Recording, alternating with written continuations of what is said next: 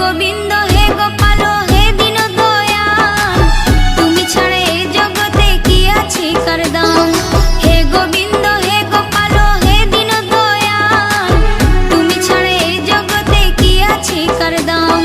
তুমি সৃষ্টি তুমি পালক তুমি অন্তর্যামী, তোমার হাতে নাচে জগৎ তুমি সবার মালিক। তুমি সৃষ্টি তুমি পালক তুমি অন্তর্যামী, তোমার হাতে নাচে জগৎ তুমি সবার মালিক।